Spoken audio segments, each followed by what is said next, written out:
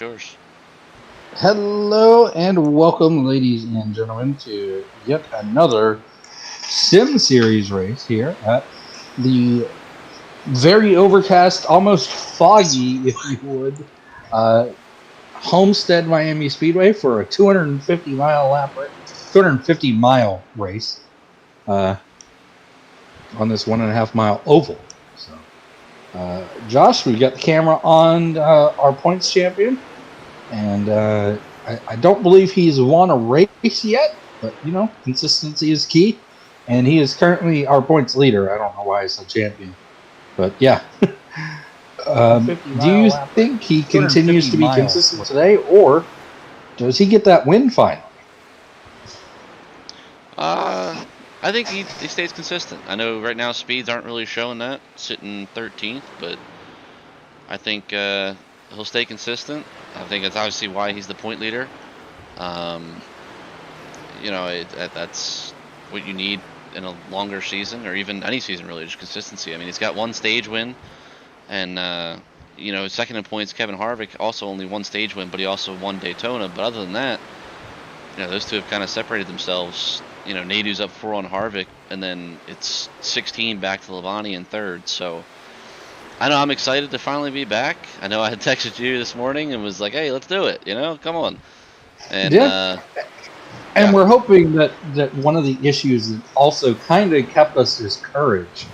There was an issue that was occurring at least every time I did any kind of AI race, where if they were double filed, the inside line would just turn dead right on a restart, right into the outside line and just wipe everybody out. So let us pray that is fixed. If not, that'll make it be very for sure. Yes, will.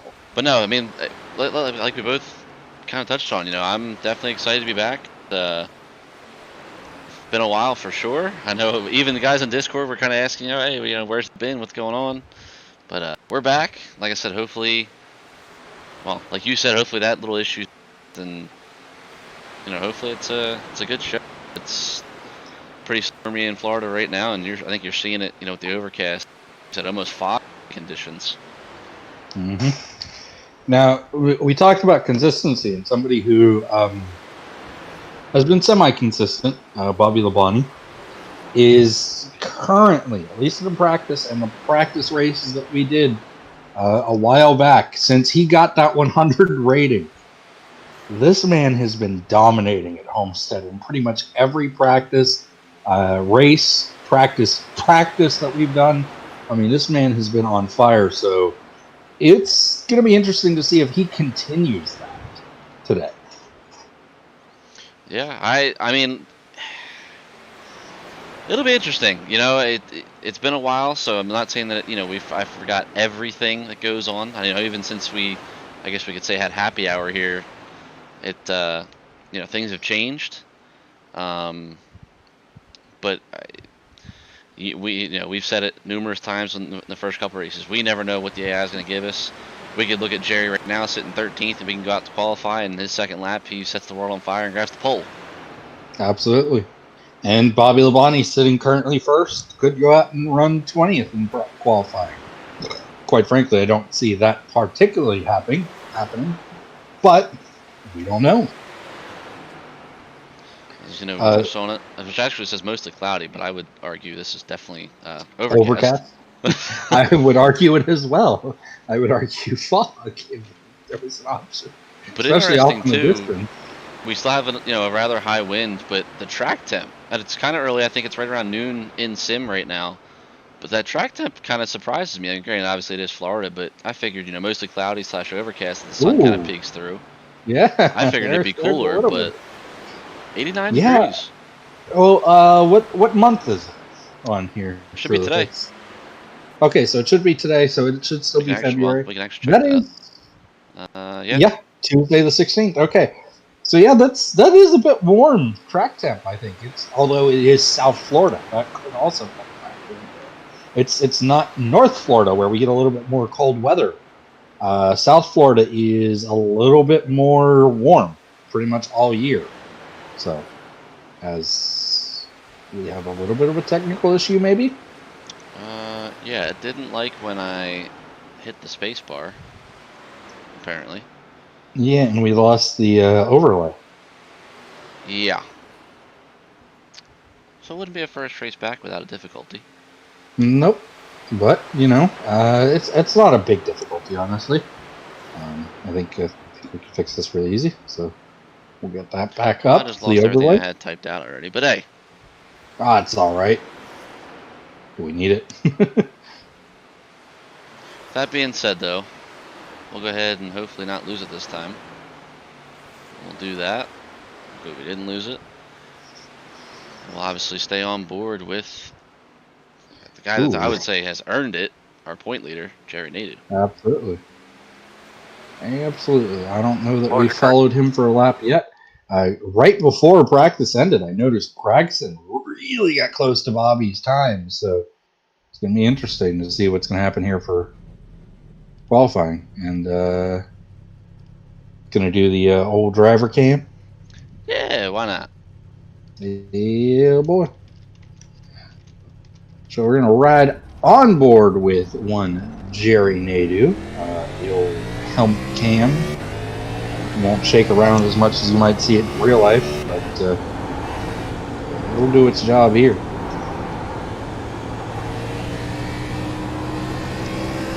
I'm assuming you also have the custom car cams in? Should, yeah. This is all Shane's stuff. Okay. Yeah, if you've loaded them up, then you'll have like the roof cam and whatnot. Which really cool. I'll have to look at that one. It should be nose. Alright, I'll take a look. I'm just trying to set everything back into what it was. Yeah, potentially. So Jerry Nadu's going to stick it right down on that first seam going through one. This is his first, 2 laps here today? Yep, 2 laps. So he's going to try and keep this thing as low as he can. Maybe not all the way down. I think he might scrub off a little too much speed if you go all the way down to the bottom. But he's looking pretty good, and we're going to see what this first lap is going to be. 32.3 maybe? 32.3. Nose is just nose with this camera pack. Okay. Then you don't have the custom car packs on. Because those don't change with the track. They change with the cars. We'll get Right you now, set up. after lap 1, though, Kevin Harvick on the pole. Absolutely.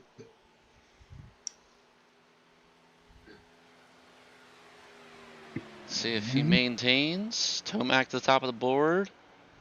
And he does not. Jeb Burton to the top of the board. Wow, what a time out of the man in the 22 DuPont Toyota Supra. And I believe, in fact, it will be a nightmare front row. Interesting. Because I believe that was second lap, so that Yep. is going to be a nightmare front row with both Jeb Burton and Bobby Labonte taking the top 2 spots. So I said, Bobby got that 100, and he's been pretty well dominant. His teammate just said, well, I'm going to be a little bit quicker than you in qualifying. We'll go ahead and roll that so we can get to it. And he actually wasn't just a little bit quicker. Jeb Burton went 4/10 quicker than Bobby Labonte for the pole. So that is incredible, honestly. I expected them to be a lot closer than that. I know it looked like it said Jeb was 4/10 quicker than Bobby, and Bobby was 3/10 quicker than third. So by virtue, essentially, Jeb was 7/10 quicker than third place already. I don't know how that bodes for the rest of the field, as it's a nightmare front row and then a Susie second row. Yeah, they actually even tied, Jeb both Burton with and Bobby 31 Labonte. 740s. Yeah, Gregson, Barsha, Yes, they Harvick, did. and Harrison Burton, Wow. 2 of my guys. Tomac, And Briscoe. I guess I believe the ticker was off then, because it was showing the that they were tenths apart, and they are definitely not tenths apart. Yeah, I think it was a little funky. Yep. I was like, because that's a lot closer than tenths. We're getting all the way down to 16th, and they're still not 3/10 off of the pole. I think 17th will be, though. We'll see what happens, though. Real quick, take a look. 167 laps, 250 miles. Stages will be lap 40 Absolutely. and 80. We said the pit window about 50 to 55, so they'll be able to go stages on a tank of fuel.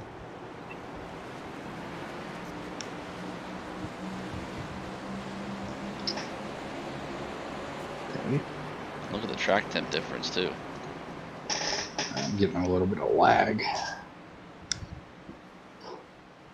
Track temp's gone from 89 to 84. Air temp still at 77, wind still at 9 to the southwest.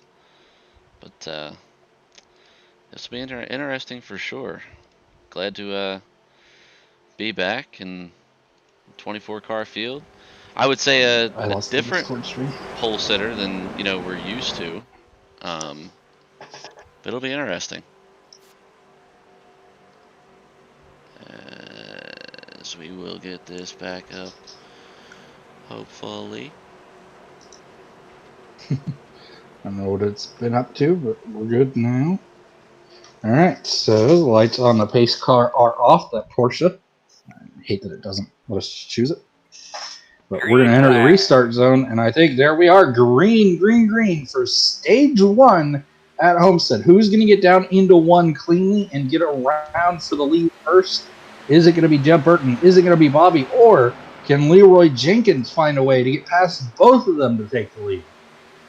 I think from what we saw, of course, like I said, it's been a little bit since we've been here and since practice and stuff. But I think for the most part, we've seen if you can kind of get out front and get clear, you can kind of start setting sail.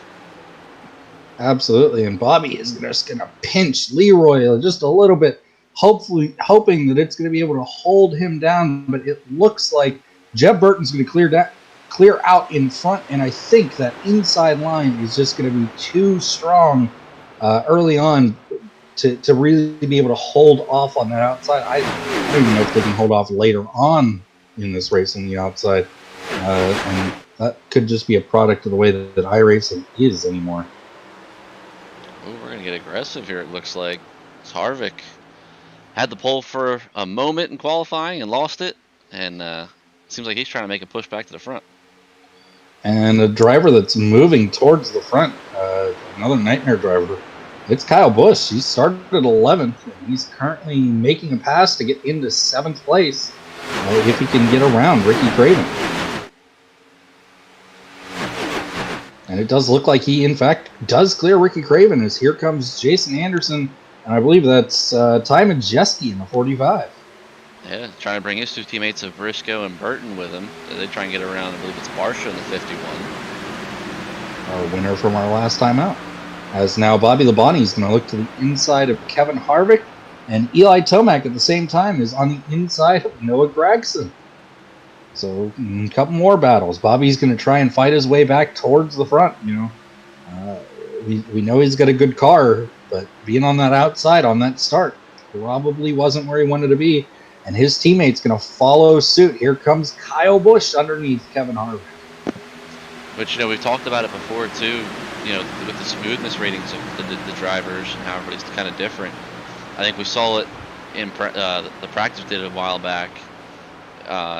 Guys could get out front and kind of run and kind of push like we're seeing Kyle do, and I would say, Bobby as well. But they somewhat struggled, longer run. You got 40 laps in this stage. We would assume would go caution-free since the AI gets strung out. But, it's all going to be about saving tires, especially on a clean racetrack. They started with no rubber because of the rain. Absolutely, and certainly that won't be the factor for the Cup race tonight. That's right, ladies and gentlemen. I believe this is our first time doing 2 races one day. It's going to be a Cup race later on tonight under the lights here at Homestead, and they will have a much different setting. I think what will be probably 33%, something like that. We'll have What to we see usually because I do? know the AI put down a lot more rubber than what we do, so it'll Hmm. probably even be higher than that. But yeah, I even just checked the forecast. It's no rain scheduled till around 10 o'clock tonight. So yeah, Cup guys will have some rubber laid down and hopefully put on a good show. But I would argue with these guys, no rubber on the track, they're still putting on a pretty decent show. Absolutely. And you look at Chase Briscoe coming up here on the outside. I don't know if I want to be in this position. Certainly, we've seen that the outside isn't the line that works. Can he get to the inside of Ricky Craven, or is he going to be able to make this outside line work? I think he's carrying a good bit of speed, and he might. I think he does. I think he clears Ricky Craven going into one. And that was a first for sure. I know we've, keep talking about practice. That was definitely a first. We saw if you left the bottom, you were getting trained for, 1, 2, sometimes 3 positions. But Briscoe, he said, "Here, hold my beer. I'm going to show you how to get off the bottom and make a pass." Absolutely, and we even saw it on the start with Bobby Labonte being in second on the start, and he fell all the way back to 6th, just getting freight trained. As it looks like another driver moving towards the front, Matthew Hibbs. Yeah, I know. Towards the beginning, he was about 18th or so. Mm-hmm. And here's another outside. It was looking good, but I think he just got a little tight, got a little scared, and backed off of it, which is not the worst thing. And there's our point leader. It's not being a consistent day today so far, but it is still very, very early. Yeah, I mean, the only thing that's going to hinder him right now, we mentioned they have back to the third, but with stages, that gap can shrink in a matter of one stage for that matter. I think he's up 20 on Labonte, but you figure one stage difference, that's points you're losing out, and he's only 4 ahead of Harvick. Harvick's running 7th right now. That's 3 points on the table. Actually, 4 points. So they'd be tied after stage They'd be 1 tied. if it holds true. Absolutely. And there's no guarantee that Harvick doesn't get up and maybe get after Kyle Busch, although Kyle kind of drove away from him a little bit once he got around him. The front guys are kind of spread out, but I mean, we kind of, again, going back to the practice, it almost was the same way for that practice. Then towards the end of runs, you start seeing guys that could kind of save tires a little bit better and, have that later push as Gregson seems to be closing on Labonte. But other than that, I mean, you're kind of starting what I had mentioned, getting spread out a little bit and kind of just settling in at this point.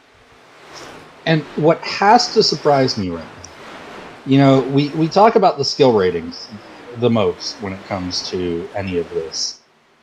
The guy out in front, Jeb Burton, out of everybody behind him, Leroy Jenkins, Noah Gragson, Bobby Labonte, I think Eli Tomac's there, Kyle Busch, all of those guys, they're all hundreds.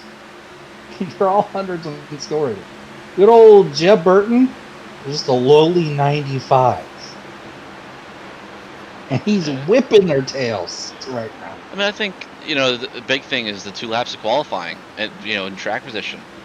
I don't know how he got the pole, because I think lap 1 he was around 7th or 8th, I think, maybe just outside the top 10. But, that second lap got the pole. It changes everything. I mean, look at Harvick. Lap 1 sitting provisional pole, and he's struggling to run, top 6 right now. Yeah. So, I mean, and track position's everything. Is that his teammate coming up to pass him now? It is. So Chase Briscoe's looking to get around his teammate now. And I think they are closing slightly on Kyle Busch up there. I know it's been a while since I remember this nickname, but it's going back to the old R Factor days. I believe the announcers used to call him Risky Brisky. Good old Chase Briscoe. He was always one,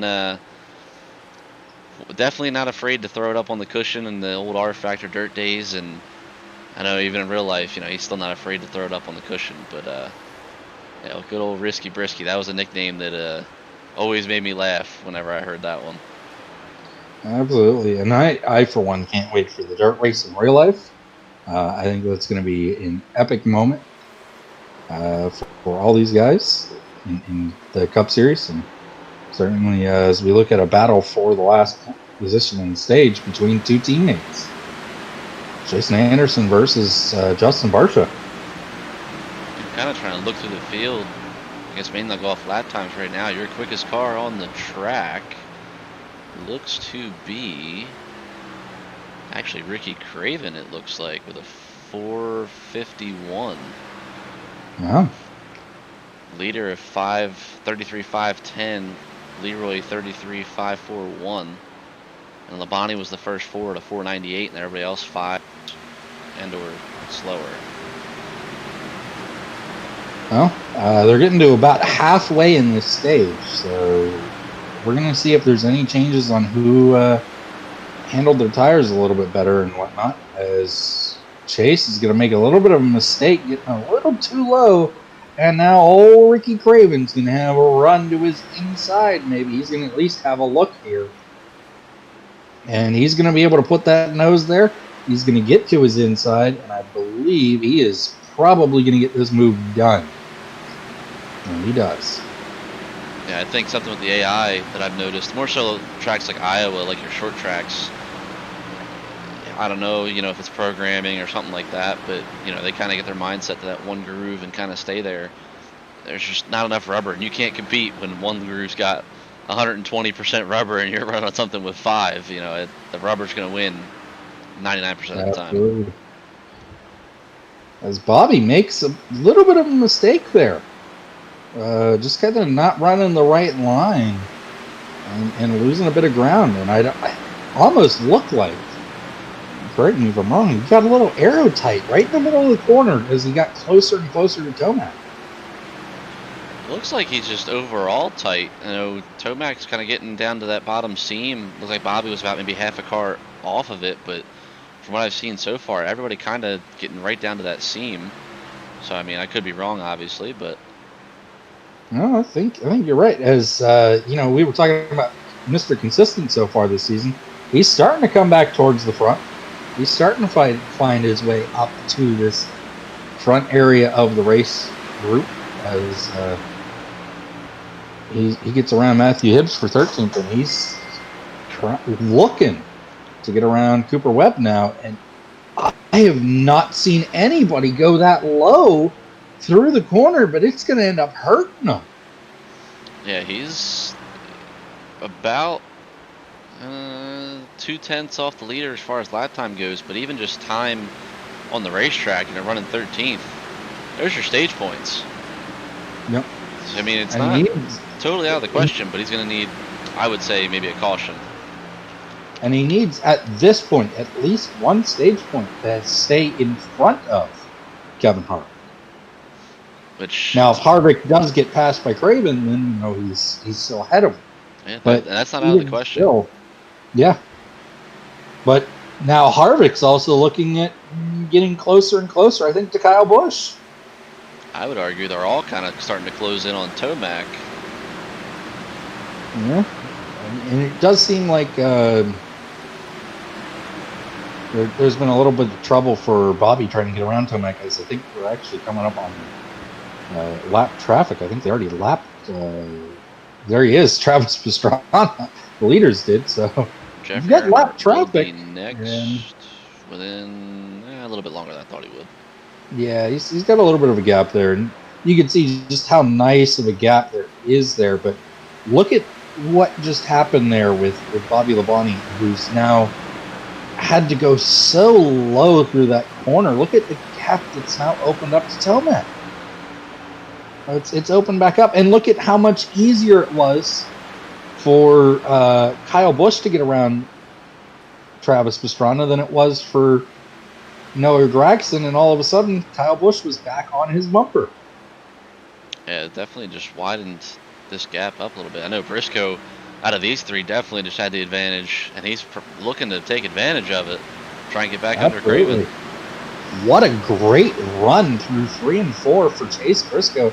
He's going to look to Craven's inside, but I don't think he's just not going to be close enough to really have the position and force Craven to kind of be like, okay, well, I'm out of the groove now. Okay. But it's going to be interesting to see now who's going to be the lucky dog as well, because that's going to play a factor in later on, depending on who it is. It's currently obviously Travis Pastrana, the only car a lap down, but to say they're not going to get up there and lap Jeffrey, I think they lap Jeffrey before the end of this, and it's getting closer. Whether or not they lap Haley before the end of the stage is a bigger question. I noticed too, this group right here got around Cooper Webb, so Nadu, starting to kind of get closer to that ever so needed stage point, as he can't get by Pastrana, I'm sure, as he had hoped. And that's going to maybe open the door for Harrison Burton to look to his inside, maybe going into one. I don't think he's going to have enough of a run here. Although I could be wrong. He looks like he's going to get in there. No, it's going to be an easy clear for Nadu. So that's a big deal, I think. Nadu being able to clear him and keep him behind him for now as they try to go run down Anderson and Barcia. Yeah, they're about 2.1 seconds back. So it's definitely not looking good, as the field has now called Earnhardt. And Jeb's looking like he's going to really make quick and easy work of that. So very, very surprised by how well Jeb Burton is doing today. I know he hasn't really shown the real talent like this level in real life, but he's doing a great job out here today. And this could be interesting. Going to the outside, I don't know that Leroy made the right move there, but maybe he didn't lose as much time as he could have by doing it. I know who's really going to be hurting right now is going to be Tomac, just being held up behind Look at the run. Jeffrey Earnhardt. But now Bobby's going to go right behind Earnhardt, and this is, such a terrible decision by Bobby Labonte, and it allows Noah Gragson around him. Kyle Busch closes the gap too. Absolutely, and Kyle's going to probably make quick work of Jeffrey Earnhardt. He's going to get him on the straightaway. Here's your difference. 34.6 to Gragson's 2 and Kyle Busch's 1. Absolutely. And even Tomac had a 5. Yeah, so getting slowed up behind him in a corner, it could be a death sentence. Nadu just checking back with our point leader on the gap. He's gained 0.2 on Barcia, but you're still 1.8, to Barcia, and then you'd have to get around him and then run another 0.4 to Anderson. So it's looking very good. Yeah, I don't think he has enough time to get up there and get those stage points. I really don't. This is kind of a surprise to me. I thought Cooper Webb was 100, but not sure right now. He is a 92. So yeah, he's kind of roughly, I think, right about where he probably should be, honestly. Fair point. Yeah, roughly about where his overall and the drivers around him are overall wise are. Certainly, like I said, I think the biggest surprise currently is that Jeb Burton is up there just doing Jeb Burton things. He's just doing his own thing really far in front, and it's working. I mean, I would argue that he's probably going to come away with this stage win. Right now it looks good. I mean, he's got I'll just call it 1.2 over Leroy, and then it's another 1.1 back to Eli. But I mean, you can see it on screen. Gragson and Labonte closing in. Yeah, but I don't know that they have enough time to get around, as Labonte's going to now try to get around Gragson as well. I don't know that they have enough time to get around Tomac, then go run down Jenkins and get around him, and then still go down and run down Jeb to get around him as well. And Jeb honestly is continuing to open up a gap. It was 7 seconds before they caught Jeffrey, and it's now up to over or 7/10 of a second, and now it's 1.2. So, although again that could have been just the decision making that Leroy had of going around the outside of Leroy through that corner. Yeah, That right he now did, I they're think, about the last even on time. lap times. Leroy was actually slightly quicker that lap, but they're arguably the two fastest cars on the track. Harvick actually had a 0.84. Briscoe was actually 0.61. So Briscoe that time was the fastest car on the track. But yeah, I mean those two are consistently, I would argue, say within top 5 lap time wise on each lap, consistent. So they're My question is, how far away from Haley Deegan are they? not far. So she could play a role in the finish of this stage, because I believe they're going to lap her before the end of the stage now.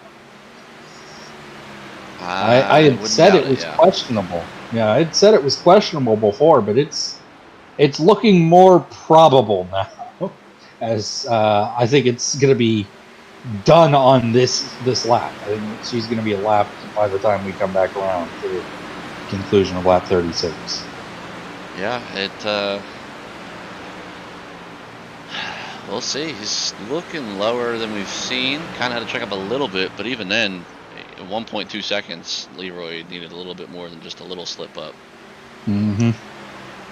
Looked like he gained maybe a tenth out of that. I don't think they're going to deal with any of the other lappers before the end of this, but this is going to be where the key is, because there's a lot more cars in this group where a slip up behind that lap car can make a huge difference. As I think Nadeau has been kind of closing the gap. He's certainly pulling away from Harrison a little bit, but there's just not enough time, especially not now. Yeah, it's down to 1.7, so they're basically running almost the identical lap times, but back up front, Jeb, yeah, lost 0.2, 34.30 to Leroy's 34.12. But Actually, it's just not enough. nah, coming to 2 to go on the stage. Jeb's kind of got her own cruise control right now. Absolutely, and I believe, and I'm going to double check before I say things that I don't know. Yeah, Jeb, fastest car on the track, 34.104. Next quickest was Bobby at a 1:32. I want to say that this will be Jeb's first stage win. It should be yes, and I just clicked the wrong button, so this will probably block the stream in a second, as it does. Yes, it does. Click the wrong button. You love it. So we're coming to. Actually, I believe this should be the final lap, right? Yeah, they're on the white flag right now. Yep. So It's just a real quick look. No real. they got around Deegan with some ease there. I think Kyle's having the most issue, it looks like, but even though I don't think he's going to really lose position as caution comes out on the leader. Stage is over. So Jeb Burton with an incredible drive. I mean, just to start from pole, lead all 40 laps, and have nobody around him pretty much the whole time. That is one hell of a race car today. Yeah, I'm surprised, to be honest with you, but You and me both. I think the biggest story right now, our talk pre-race, Mr. Consistency. One stage win, hasn't won a race, but he's leading points. Well, your point lead, Mr. Consistency, is now gone, because you are now technically second in points. Yep. And I'm still trying to see if it got updated. I don't know that I did. Whether or not he actually has that red banner on his car, but that's going to be the thing going forward. I don't think he does, actually. It's a good question, but...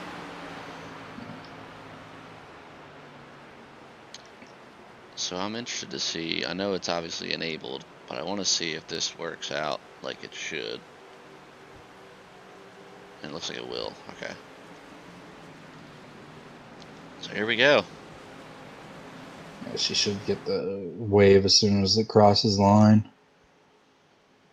I believe it's Jeffrey, and then left Yep, she Pastrana. just did. And she's trying. So here we go. Pit crews.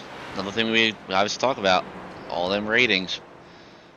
Pit crew skill is one of them. Absolutely. And I don't know that Jebs has got one of the better ones, but we're going to see what his pit crew does. I love this camera for getting off. He's Here I'm certainly got the coming. shortest distance to travel. And it's going to be Bobby first off. And oh my word, what a terrible stop by Jeb Burton's crew. He's still not out, I don't think. Oh my. What in the world was that stop? Oh my. So here's some numbers for you. Your new leader, Bobby Labonte, 13-4. Actually, I can do this so you can actually see them as well. We'll do box time. Tomac, 16-3. Leroy, 16-9. Kyle Busch, I believe he was 5th? 6th? 6th. 14-9. 15-2, 14-6, 16-0. Even Harvick, not a very good stop. No. Anderson was an 18, even though I kind of skipped over him. Cooper, 16-2. Harrison, 16-9. Jarrett Brooks, 12-7. So actually the best stop out of anybody. Jack Moff, 15-5. Hibbs was a 16-8. My tag, 14-3. And actually, 2 bad stops well, actually 4 technically bad stops here. The worst 4 stops on the grid. Burton with the worst at a 26.5. Briscoe with the second worst, 23-1. And I don't understand why. Beats me, brother. I don't even think we get pit stops like that normally. Unless there's damage. Yeah. And there's maybe for one of those guys back there I could see having damage. There's no way in hell Jeb had any damage. The only thing we can say would be the rating. That's all we can say about it. But even then, Jeb Burton has an 85 pit crew skill. Oh, Bobby Labonte's is an 85 as well. I don't know then. Something. It doesn't make any sense to me. As they're going to get single file, so we'll follow along with those guys back there that had those terrible pit stops and see what they can do to get back up towards the front. I mean, obviously going from 1st to 16th. So that is huge. So here's my thing. You know, obviously Jeb won the stage. I would say dominated it, led, flag to flag. I would say the most, not really his consistency, but with the pit stops would be Leroy. Came in second, comes out third. Mm-hmm. But knowing him and Jeb obviously beat him by about 1.2 seconds, or give or take, I think, like 1.7 maybe, I think it was actually. But Leroy also had a second over third. So it'll be interesting to kind of see with that speed, is the dirty air that important or that crucial, I guess would be the proper term, to kind of, getting out front and just taking off, per se. Well, and we're going to find out with Bobby Labonte being the lead car. Because I don't think these inside cars are really going to be able to put up much of a fight going into the corner for Bobby. It may cause some problems for the cars behind as Kyle Busch is just going to die right off the bat. And I don't know that I would want to do that, honestly. Yeah, well, if you look too, actually one of our biggest gainers, your point leader. As he's going to now lose a spot to the person he's trying to beat points-wise. And I would argue this could be the spot for our first caution. I think Harvick just got in the wall a little bit. I could have sworn I just saw some sparks. Oof. That's all I can say about that. Oof. And we're going to be 3 wide still going into this corner. Absolutely is. Now look at Jeb Burton trying to make up all the ground he can on this restart. He just says, screw it. We're going 3 wide. You got to get it. Not that it can't be done, but, you got to get what you can on the restarts. The field's bunched up. 9 times out of 10, I don't think we've actually had an actual caution, obviously since Daytona, but got to get what you can, and that's definitely, what he's trying to do is he's going to look at the inside of Anderson, it looks like. Absolutely. This man is a man on a mission. He's got a good car, as Harvick and Nadu are battling. And I love it. Your battle for the point lead right now as well, because like we said, they're tied on points right now. Absolutely. So this is awesome. And right off the bat, if you look up the front, it's a little bit closer, I think, than last time. For right now, yeah. I kind of expected Leroy to get through and, get up there and kind of battle. Obviously still early. We literally just went back green, but, we'll have to see. Is Jeb back to the inside of Anderson once again, going to try and complete the pass this time and bring Matthew Hibbs with him? So that car is definitely fast. The car might even be bad fast. But we're going to see how it handles being back in this dirty air. Can he get back? And I think his goal for this stage has to be just getting into stage points. Yeah, that'd be, a win for any, for that matter, especially, you're not at Daytona anymore where it's, we'll just ride, or, anybody can win, which clearly we saw in the Truck Series. But, here, you're going to have to start earning your stuff. I mean, winning you're in, is the name of the game basically, but, you never know. We might get new drivers. We might, start seeing some guys get ratings improved. Maybe, he gets his picture improved or something. You never know what's going to happen throughout the season to where, every point's going to matter. Absolutely. And I'd be questioning, you said the gap was 16 back to Bobby Labonte for points. From Harvick, I think it was 20 to the lead. Okay, so he gained, I know, more than Harvick. Yeah, I can actually look real quick while Kyle Busch looks to the inside of Gregson. That's the first time I've really seen the outside hold well through the corner, but it just wasn't enough. As look who's got to run, but I don't think he's going to get there in time. As Labonte got 7 points. Okay, so Labonte got 7, so he should be, I think, 13 behind right now. Well, if Nadu got no points and Harvick tied. Yes. Okay. Yeah. You're right. That's why. I was gonna say, well, wait, Harvick's leading and he got 4, but you're right because Nadu didn't get any, so you're correct. So we're now looking at it's going to be all interesting because who knows what's going to happen. As Jeb Burton is now looking to get stage points already. We're 12 laps in. Yeah, we've been green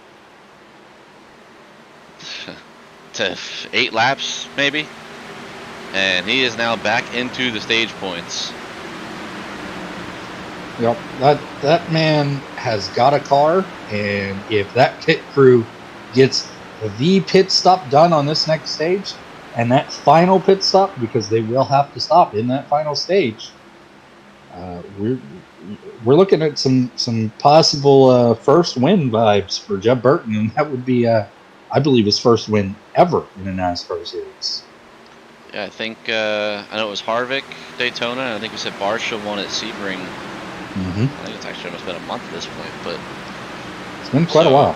It'd be interesting to see, who can, get that win and lock themselves in. I know, like I said, we never know about drivers and maybe new teams forming up, so we might have, more cars and such, but it's still early, but, you're going to want to start setting yourself up for that playoff push already. Well, and, my team has already picked up its win. It did it at Sebring. But I'm still wondering who's going to be that driver of mine that wins their first race on the oval side. He gets the first Nightmare Incorporated win on the oval side. You already did it. You got a Daytona with Harvick. So which kind of surprised me, and it's funny too because we talked about it more for the GT4 side, how I think it was with Kimi and Mick. Obviously, our drivers, yes, no, not playing favorites, but the testing we've done, depending on the track, and I would argue, your corner speed and stuff like that obviously plays in it. It's either Mick up front or Kimi, one of the two. Almost always. And every practice we did, preseason wise, it was Harvick. And we said it at Daytona, him winning that race was probably the worst thing for this field. But we went to Sebring, and I wouldn't say he was a non-factor, but not as big of a factor as I would say we thought he would have been. Absolutely. And I would say even here today, he's run 7th all stage 1, and he's 7th right now. Actually lost a spot to Nadu. So I would argue, preseason maybe used up all of his good equipment, and he's kind of in the struggle bus right now. And you know who was in the struggle bus all preseason? And just wasn't doing good at all during the preseason? That man in 4th. Kyle Busch. That's very true. And now he's running 4th. He's been having some good runs. I mean, with the exception of, getting wrecks occurring, I think, at both Daytona and Sebring that he was in. I believe so. Daytona's a question mark. Daytona's a question mark. I know he wrecked at Sebring because I don't believe he finished. Yes, I believe you're right. So, but I'm interested to see now too. We were just talking about Harvick. It actually looks like Harrison might be falling to Jeb a little bit. Well, I was more so thinking he was catching him. Maybe Jeb was actually a 10th slower than Harrison. But no, because Harvick lost a spot to Nadu. I want to kind of see if Nadu, now that he's kind of still obviously in dirty air, but not as dirty, we'll say, because he's towards the front. But if they can kind of work together, and get up to Gragson and then obviously Busch. But as far as up front goes, we haven't checked in. Not really pulling away as bad, but certainly pulled away.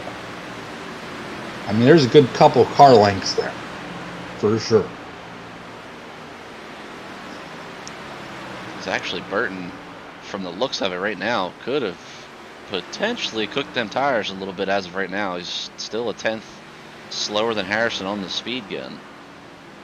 Yeah, and I think that is what it is, but even if that's the case, if he can hold on to 9th, I mean, that's an incredible job that he did to get to that position as quickly as he did. And if his pit crew does a good job, then he'll be in good position, I think.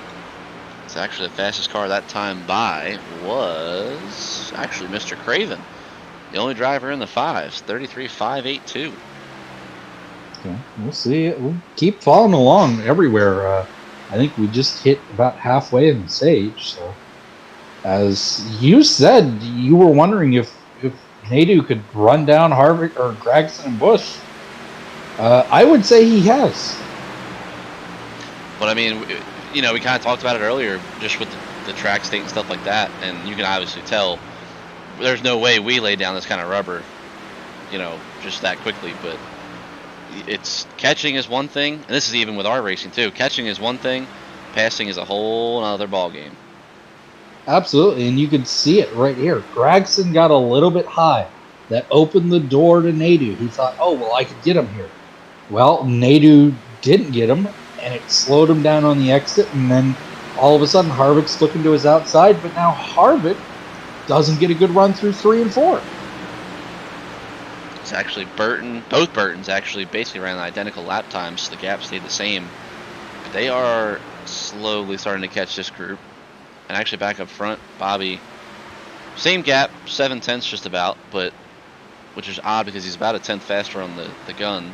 But nonetheless, he's kind of holding the gap steady, and these two are starting to battle. And then you got your 4 back here, kind of separated a little bit since we just talked about them, but still holding on. Absolutely. Certainly getting down to the crunch time of this race, as we're closing on the end of stage 2 at this point. Like I said, I think we're over halfway in the stage, and certainly going to hand out some more stage points. And it's going to be interesting because, we were just talking about how, Harvick just tied Jerry Nadeau. And we're talking about how, Mr. Consistency, the point leader. He's not the point leader anymore because technically he wouldn't be in that scenario if they're tied because Harvick has the win. Right. Well, now he's in front of him. Yeah. So now when this stage ends, if it holds steady, Nadeau's back in the points lead. As this is going to be interesting to see what Bobby's going to do here to get around Pastrana, and I think he played that perfectly. Yeah, about as perfect as you could play it, considering. And here we go. Nadeau looking to the inside of Gragson. This could, if he doesn't do this right, this could open the door for Harvick to maybe look to do something coming off of the corner if he got a good enough run, but I don't think he did. I just don't think Harvick got a run that he could use there. Now, of course, what we have to worry about for these guys, though, is the lap trap, because they're coming up on it. Yeah, just real quick, I saw these battles, so I kind of wanted to look at this. It looks like Anderson actually got a little loose on entry. It allows Briscoe to sneak through. Barsha, right in front of Briscoe, makes the pass as well. No stage points involved, but... And as we do mention stage points... this is going to get hairy. A really intriguing moment. And Harvick's going to use the pick. He looks like he's going to be able to get the position because of it. But that was a really interesting move. He lost time to Nadeau because of it. And Gragson is still stuck behind Travis Look at the run Harrison just got from that. And I think he's going to try and make it work. He is. He's going to continue to use the pick. So now, who's going to come into play? Jeb Burton's now going to look to use Travis Pastrana to pick. Gragson just went from 5th in the stage to 9th. And I was about to say, if he's not careful, it'll be 10th. It still could be 10th. Absolutely. So that is incredible. I mean, that was one mistake, and you could see what happens there is now they're coming up on yet another lapper. It's Jeffrey Earnhardt. So these guys really are pushing the bounds of meeting minimum speed at this point that we don't have. But I mean, hey, if we were out there, we'd be getting waxed by these guys, and we'd be the ones worried about minimum speed. But and Bobby's hoping he catches Jeffrey before he gets into this corner, because otherwise they're going to go in at the same spot, and that's exactly what's going to happen. And now Tomac might be able to try to capitalize on this. Bobby's going to look to the outside. You got to get it done. I got to get around you. So he is going to get around him, and now Tomac might fall into the same spot. I think he's going to catch Jeffrey probably in the middle of him. And it might not be as bad. Craven gets around Gragson. He went to the outside as well. So there you go. He went from 5th, made one wrong decision, got used as a pick for everybody else, and is now getting 1 stage point. As of right now, it's 3 seconds back to Barsha, so I think he's good there. But still, that's got to be killer for your morale. Absolutely. I mean, and especially to watch all those guys go past, and to think about how far ahead that group was of Burton and Burton. And actually, sounds like a law offices. Looking at the bottom of points, as far as your quote-unquote higher-rated guys, I'm not saying, straight-up hundreds or anything like that, but Chase Briscoe, as actually, real quick, I will go to this battle, if I can, there we go. Chase Briscoe, 22nd in points, 34 total points. Actually, Gragson, 23rd in points, also with 34. Both drivers, so I would say, arguably, that would be 2 DNFs or close to it. So both drivers need good finishes. It looks like a little bit of contact, maybe. Yeah. And do we see an outside pass? Right now, Gregson, like I said, barely in stage points, but he's going to get one. Briscoe, after his horrible pit stop, has not been able to recover in 15th. Yeah, and I believe he finished behind Gregson in the first stage. Well, we'll leave it on this battle. I can give you an exact answer to that. Yes, Gregson was 5th, Briscoe was 9th. So he only got 2 stage points in the first stage. I don't want to toot my own horn, as yes, he does actually have the red banner. I see that right now, so there it is. Okay, I'm glad I updated that. Yep. Well, you updated it, I put it on, but right. So that'll be what we will be kind of going back and forth with. I think you have the black banner version too. Still, yeah. Yep. So if he's not the point leader coming out of today, we'll switch that back. But you can kind of see some of the cars have been updated with it, and we're going to work on getting all of it updated. The banners with NORA and the names and everything. It's kind of cool to see, in my mind, and I think it looks good. I think it makes it feel more like it's our series, honestly. Yeah, it's obviously it's not quote unquote real racing. It's AI, but at the same time too, just going to our real side of things real quick before the end of the stage. We're doing our own broadcasting, so it's it's booth time.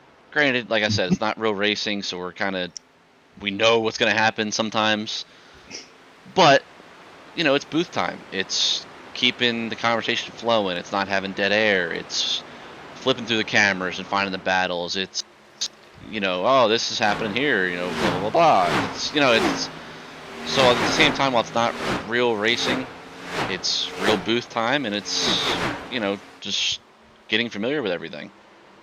Absolutely, and while you probably won't see this combination for the Truck Series booth, there's probably a couple races where you might see me and Josh in the booth together. Oh, for sure. For the Cup side. And I literally just mentioned it, how Briscoe was running 15th. I think he heard his owner ragging on him because now he just gained 3 spots. He said, "Listen, I ain't doing that bad, all right, boss?" Yeah, don't release me. I'm trying. He said, "I'm not doing the worst on the team. Please." I mean, considering your rating, bub, you should be up a little bit further, but we won't talk about that until we're at our team meeting during the week. That's all right. My worst driver's currently just trying to stay on the lead lap each stage, and I don't think she's going to do it next stage. She's got actually a lot of room, considering it's about just under half a track, maybe. We're on 2 to go in the stage. Yeah, I don't think she's going to stay on the lead lap in the next stage, though. Because I'm going to say, arguably, one of my favorite cameras in this pack that good old Shane gave us is the old fan cam. Woo! Love sitting in the stands. Camera right in those grandstands. Yeah. As we're going to come to 1 to go. Yeah, white flag. I would say this has been the only consistent battle between these two, and I will say these 3. Point. Yeah, Kyle's been in it for a while, and kind of sneaking, not necessarily into the picture, but like kind of hanging on. You're like, I'm still here. Like, if you guys get battling, I'm gonna come up and put my nose in there. But oh, this will be interesting. Absolutely, as Kyle's gonna get right up to Haley, as they're gonna come across the line, but there's not really gonna be any battle there. All right, buddy, you had a couple laps by yourself there. How'd it feel? Bobby Labonte is your stage winner, 2 for 2 on the stages for Nightmare Incorporated.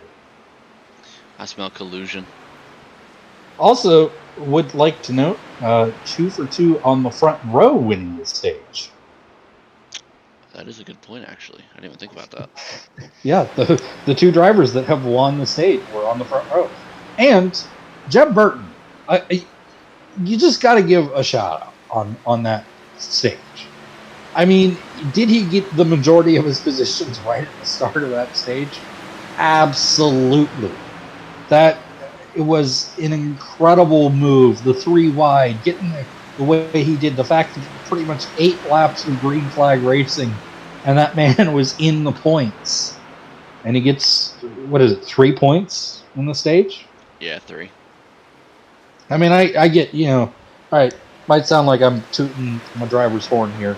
Maybe I am a little bit, but that was incredible. I think from anybody, if they would have been able to pull that off, Look whether it at was this. Briscoe or whoever. But wow, vortex Oh theory. my. I think this is the No, biggest what? track temp change we've seen all season so far. Absolutely, and it's going to be interesting to see what's going to happen with the Cup Series tonight. Yeah. Yeah. I think it'll be cooler. I think obviously temperature going down, but it'll be. Yeah, But under the I lights. wonder too, though.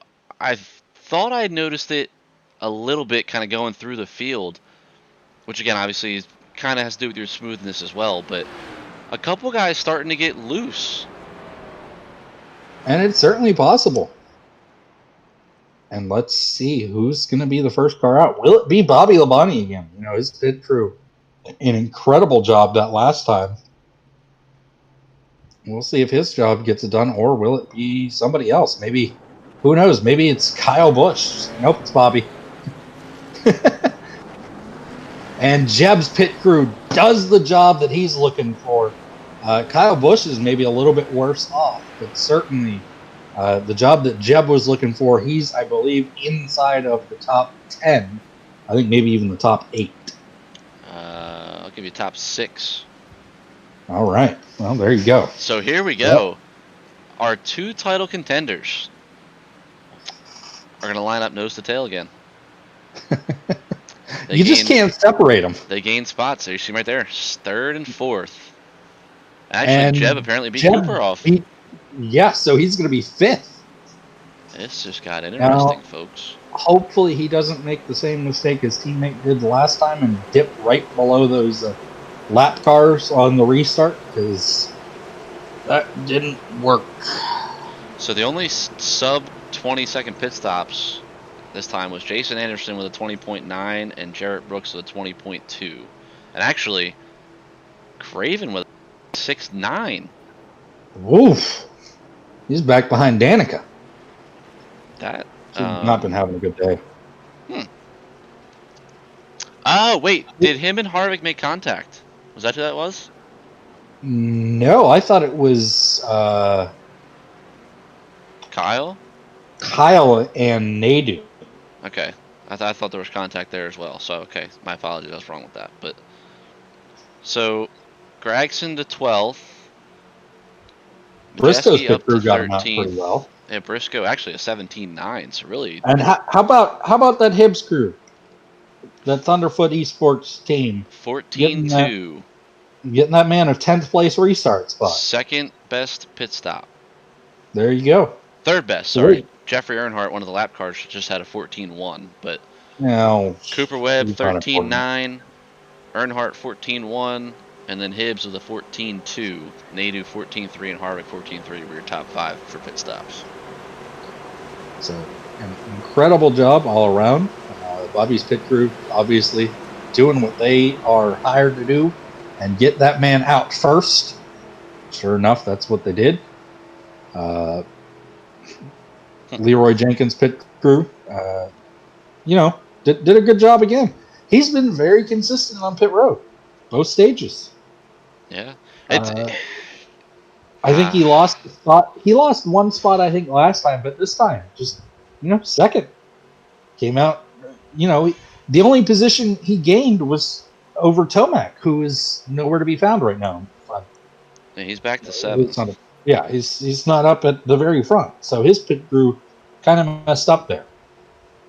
19.3. So yeah, and it's not necessarily funny, but it's ironic how like the guys you think would have quote unquote flawless pit stops and like get out with good stops don't. Mm-hmm. Like stop 1. Coming to the restart. Jeb isn't the best pit crew, but he's reasonable to where you think he'd be out front, and they lost some spots, and then coming right here they gained them all back somewhat. Yeah, and what we're gonna have to wait and see is green flag pit stops, because we know there's a pretty good chance of it. As the question mark here was, is anybody going to dive below and try to get behind those lap cars? And it's looking like 2 cars, a few cars actually. Look at Look at Kyle Busch on the outside. He said, Jeb, I loved your move last time. I'm going to use it on you this time. And he's not done. He's going to look to the inside of Kevin Harvick, who's now going to be stuck on the outside of Jeffrey Earnhardt. And look at them split him 3 wide. Kyle and look said, who's not done either. Hold my beer. Nobody's run down here yet today. I'm going to be the first one to make a pass, even if it is on a lapper. And that was impressive. He's going to hold his position over his teammate. But even still, I mean, this is why I love that we're doing it this way. It makes life easier for us. But that was epic. Okay, Ty Majeski, haven't been in the top 10 all day, but you're going to use lappers to go 3 wide on your teammate. And Chase Briscoe hasn't been in the top 7 all race. Here we go. This has been, it's just been one of them restarts where it's just like, well, hell yeah, brother. Let's get after it. So here we go. Leroy. Actually, he was second in stage 1, correct? Yes, and this was what you were thinking. Like last stage, you were like, is Leroy just going to get around Tomac and go challenge Labonte? Well, now he doesn't have to get around Tomac. He just gets to go try and challenge Labonte. Does it look like Jeb just got a little bit loose there in the middle of that corner? These guys are still trying to get around. Lap track. Yep. Wow. And there's Danica up the highest she's been all day. Gregson back to 20th. Oof. And you know what's even more interesting about the whole Danica thing? The last time we did a practice race, this woman technically finished in the stage both times. Yep. And now she's nowhere to be found. I love the AI. I really do. Like, they do the weirdest stuff. They do some of the dumbest stuff. But then they have moments like what we just saw. A tie for fastest lap. Jeb Burton, I'm assuming. And Harrison Burton. Leave it to the cousin. We get it all here. We get crazy restarts because the lap cars and tied fast laps during the race. I mean, you just can't beat it. It's awesome. I love it. That was one of the best restarts I've seen in quite a while. That was shades of Chase Elliott at Richmond, I think his rookie year, and Tony Stewart's going, who the hell was that? Yeah. It was actually Harvick was quickest that time, and he's starting to reel in Nadu in this front pack. Masika screwed himself, I'll say, with going behind the lapper, but got around, luckily, without losing any spots. And my highlight of that restart was looking to the right of my screen and seeing Kyle Busch just go full send around everybody. Yeah. On that top line, he was just like, listen, I'm going for it. And then, we talked about the difference in rubber. He went where nobody has been. All the way to the bottom to get around Jeffrey, yeah. And I was even questioning when he started doing that. Boy, is he going to be able to get Harvick with that move? Now, obviously, Harvick was up where nobody had been either, all the way in that top line. And there's, I guess a couple of people have been up there, but there's no rubber up there. And he managed to make it stick. Oh, it's makes you wonder. So it's... Now, will we see another caution in this race? Yeah, probably not. Gonna be honest with you. I will say, obviously nothing's perfect, and I'm sure they kind of made it so there isn't caution, so you can use the AI to practice and whatnot. But I wish, like in that kind of instance, there would be some contact and a wreck. And I mean, I've seen it. It can happen even on these tracks. Oh, really? It's just a lot less likely.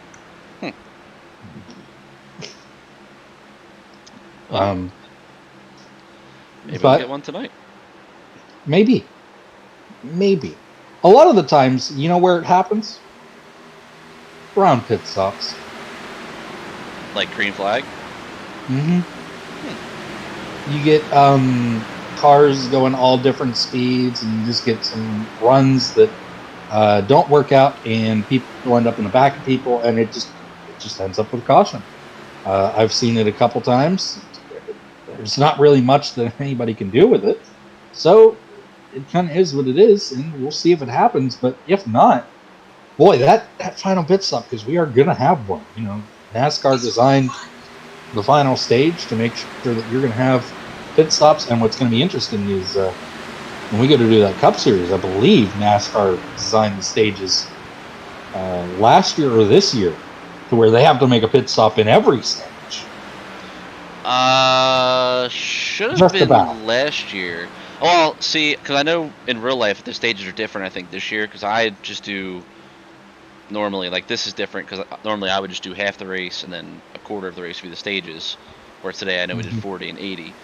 So I know for our Cup stuff, we would pit every stage, even at 60%, just because of how I did, the stages like I just said.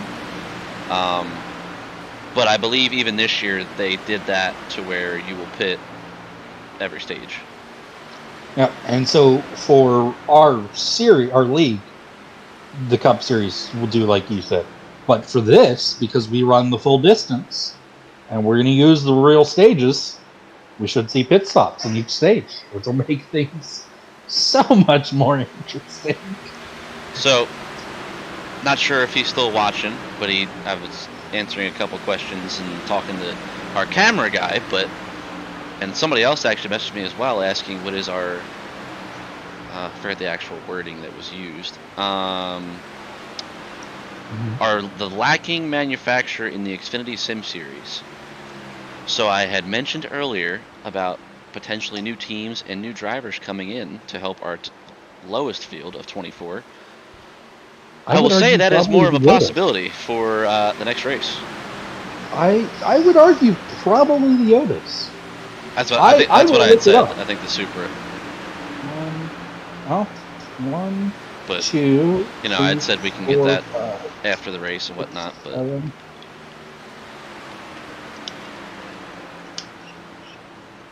But that, that's. It's the Chevys. I wasn't sure. That's why I said, I'll just kind of look after. Yeah. Oddly enough, I said the Yodas. The Yodas are the most prominent car. There are 9 Toyotas, 8 Fords, and 7 Chevys. So honestly, while the Toyotas are the most prominent car, it's not by like a lot. None of them are really a lot. They're all roughly very well represented. That's what it sounded like. You started reading numbers. It kind of seems like it's nice, like even somewhat. Yeah. I think the Cup Series is more lopsided towards Chevy. Ford. I think. Oh yeah, Ford. You're right. Yeah. It's definitely Ford. There's like 90 Fords. Yeah, that's right. I think it's like Ford, Chevy, then Toyota, right? I think my team might be one of the only Yoda teams in the Cup Series. But that's what we want. Like I said, it's not real racing. Obviously, it's not as fun for some people and stuff like that. But we're trying to make it fun. We're doing the broadcast for it. We're bringing people in the booth. Which, by the way, Blade wants to do Cup with us later if he's around. So, which at the end of the day, again, it's not real racing, but it also helps us for our actual series because now, Blade has that experience. BP had that experience, which granted he's doing the truck stuff for us.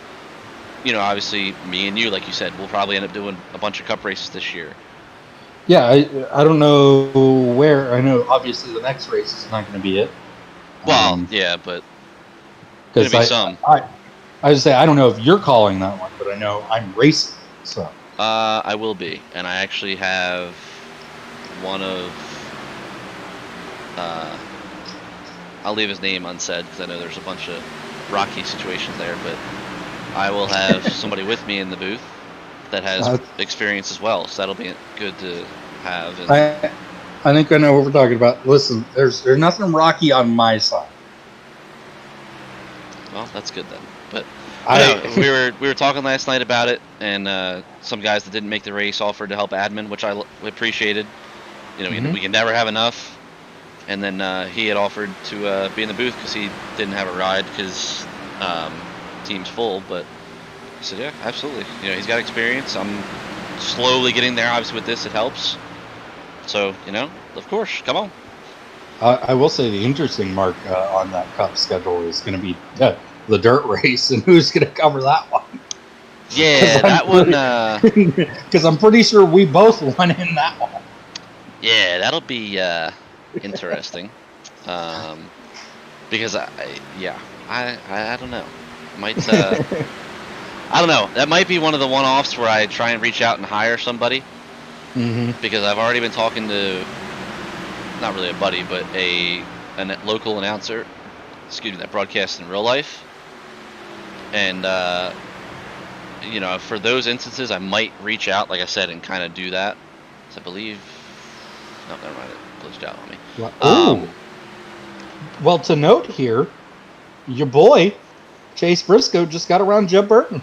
Oh, that's what it was. Okay, so so it didn't glitch out because when somebody makes a pass, the interval goes to just a dash, and I saw the dash on Jeb, but I thought he was passing, but I didn't realize that Chase got around him. So that works then. Never mind. Yep, because Jeb was after the restart, he was right behind Kyle, and Ty has fallen out. But look who's coming back for you. Harrison Burton's trying to get into the top 10. Which, who did I mention needed the points? It was Kyle and Kyle and Gregson. Briscoe and Gregson, and right now, it's not looking great for Gregson. Tell you what, though, the restart. I remember I said he was 22nd. 20. He might have been 20th when I was on him, but I know he was 22nd. He was the last car on the lead lap. And he is up to 16th, about to be 15th if he can get around his teammate here after he had to check up. And I will say on our live chat, the Outlaw Racing Incorporated, which I assume is Christian, said he'll cover it. I believe talking about the dirt race. So that could be a solution as well. Yeah. I mean, like I said, you know, one or two races here and there, I wouldn't mind, you know, reaching out to somebody and seeing if they can cover it. I know you weren't around yet, Nick, but Christian, if you're watching, I know you remember Robbie. I talked to Robbie still a good bit, and I'll be honest, he said he misses us. So he's been wanting to get us back on his channel. So, I mean, if that is something maybe I can work out to where he does the dirt race or something, because I know he has a lot of dirt leagues as well. So he's got experience with that too. You know, maybe we can work something out there. But we got time still. It's a couple weeks out. So we'll deal with that whenever it comes.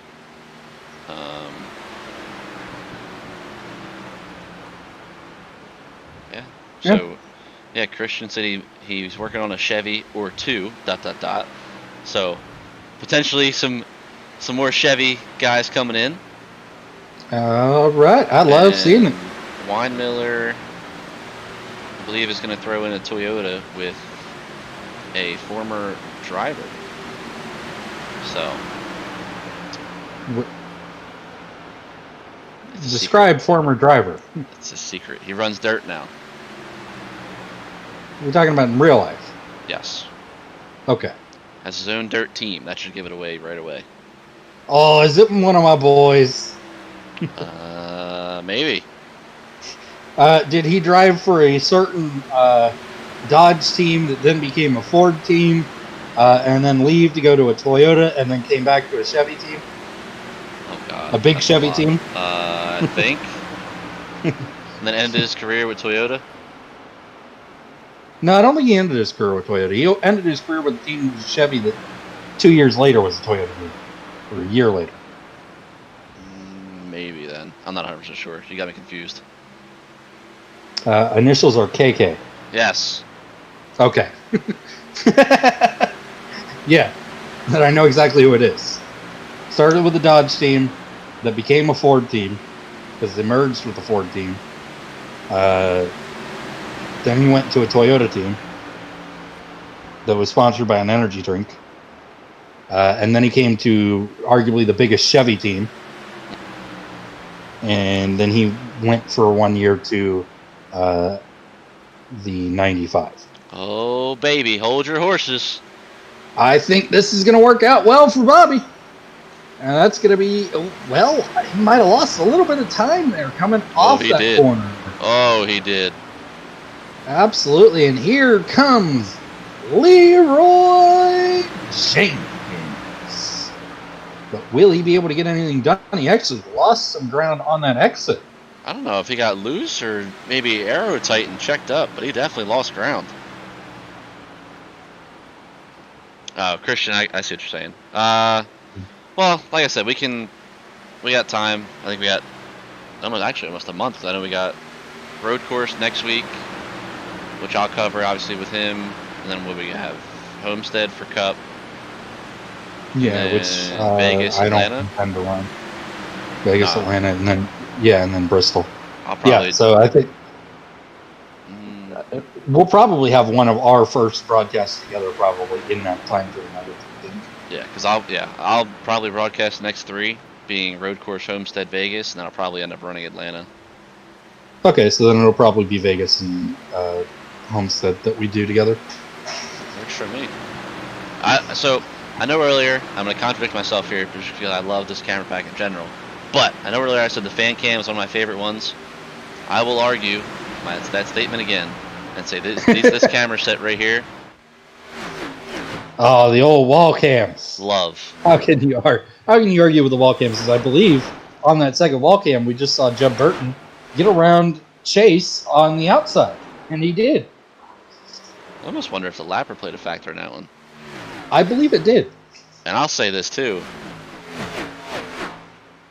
Top 4 are close as they've been all race. This is going to get interesting here, boys and girls. Absolutely. And we all know what's going to play the biggest factor in all of this. Green flag pit stops. And I think we're how many laps in this? 33 on the stint. So about 30-ish under green. Okay, so we're probably looking at 20 more laps. Ish. Yeah. Well, that's the thing too. And I showed it on the pre-race graphic. I put 50 to 55 because obviously, we know it's like 54-ish. But one of the ratings is the pit strategy riskiness. Some guys, we haven't seen it yet, but Daytona is obviously tough, and then Sebring, it is what it is. But yeah, pretty much everybody was running out of fuel at the same time. Yeah. So could we see the first intermediate, quote unquote, have that variety? We don't know, but hopefully we find out, and I personally hope it does. And you could see there a little bit of trouble for Nadu getting around the lap car. Look at that gap that's now kind of formed a little bit between the two groups. Between the 2-point champion, the two guys going after the point lead, essentially, and the two guys going after the race win. Not that the two guys in 3rd and 4th aren't going for the race win, but that little bit of a gap kind of hurts them a little bit for that. Well, so we'd have to do quick math, which I won't get into all that. But Bobby came in 20 down. I don't think he can leave with the point lead. Okay, that was my main question. I think he'll be within 7. He would need maybe 10. I would say he could be within 5 if he wins. It's true, because it's 40 for a win and 35, so 5 difference there. Yeah. But these two would have to finish much further back, essentially, for him to walk out with the point. Which is possible. Yeah. I'm not going to sit here and say it can't happen, but it's not looking like it has. I think Briscoe's about to use a lap car as a pick, maybe. Or at least he's thinking about it, and he's not going to be able to get far enough. And so that beautiful matte black DuPont car, Burton had to able check to hold up, him off for a little bit. But yeah, and now Briscoe's gonna be to that right or left rear quarter panel, and he's gonna force him to use that high line. And as we know, that's just the way it is with the AI. It's one line racing, and I wish they could update that, and it wouldn't be, but that's what it is for right now. So. And I think like later for the Cup race, it'll be a little bit better because obviously we'll have this rubber, and again we try and replicate it, so it's be arguably almost close to probably 75% for the Cup's practice start. Mm-hmm. And it'll carry over. So I would say arguably the Cup guys will benefit and have a better chance to use that lane.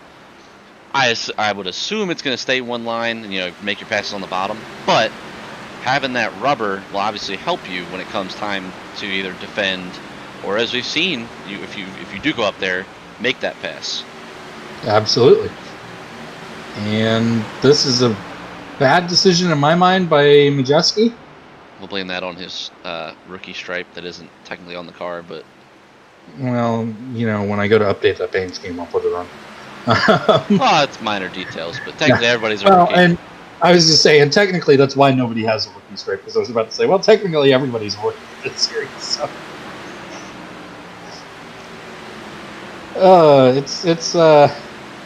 That's fine, as Gregson gets passed by Craven. So these two have had a hell of a time.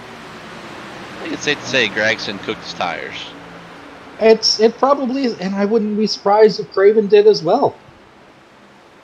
As I think we're going to see the first person that isn't named Travis Pastrana, Jeffrey Earnhardt, or Haley Deegan get lapped. I think they're coming up on Ryan Beat. A little bit. They're getting close. Still a couple laps away, but yeah, they're coming. I'm still surprised, not so much by these two, but more so like Harvick seems like he's had a chance and just can't make the move. Yeah, it seems like they're just not able to get a good enough run off of the corner to really get to somebody's inside and make that move up here. So, back when our quick Casey Kane talk, Shane is still watching. So he messaged me, he goes, "He's right, LOL." So Shane knew obviously more than I did, but... Oh yeah, no, I loved Casey. That was one of my guys. And certainly, as we know, my trucks feature the Evernham style number. I loved those cars. That was one of my teams. So real quick, I know you have the sheet up, which is one of your luxuries of not doing the actual broadcast. What is the aggression comparison from Nadu to Harvick? Nadu's aggression is a 53. Harvick's is a 75. And I was going to say, I think Harvick's is higher because I saw it get into 3. Haven't seen it much throughout any of the series, and for that matter. Harvick went a little bit deeper into 3, and it almost looked like he was going to get to his left rear. So I think I figured out the pole difference as well. Aggressiveness? Smoothness. How so? The two guys that went top of the board have the lowest smoothness in the field. Which would be at 30. looser. Exactly. Which, as we all know, according to Days of Thunder, loose is fast. That's even, we use that in real life. Loose is fast, Oh, as long yeah. as you can control it. Yep. As Gregson just said, I'm going to thread this needle real quick. And makes the pass, but they're still back in 12th and 13th.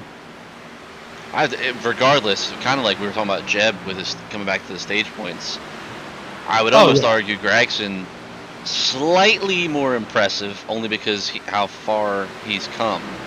But I'd put it right there along with Jeb's. I think Craven had a better restart than Gregson, but Craven restarted further back. You might be right, actually, on that one. These guys have lost touch to lead, too.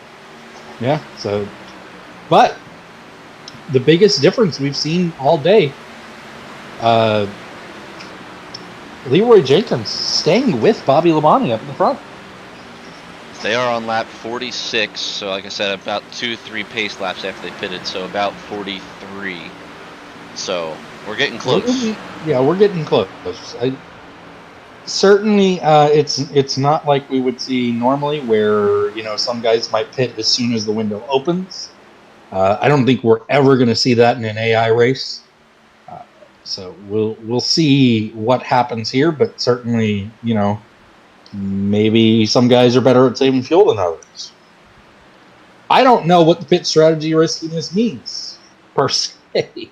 Does it just pertain to the strategy, or does it maybe mean like, hey, this guy shuts his engine off under the cautions, or he does stuff to save fuel, or whatever it might be, as Anderson shuts the door on Ricky Craven. quick, I'll get us an answer. I'll leave it on this battle for the moment. Well, I don't think it really goes into depth on it. It just says how risky the pitch strategy is. Yeah, you're probably right on that one. I'm just actually curious now that we've kind of like touched on it per se. Mm-hmm.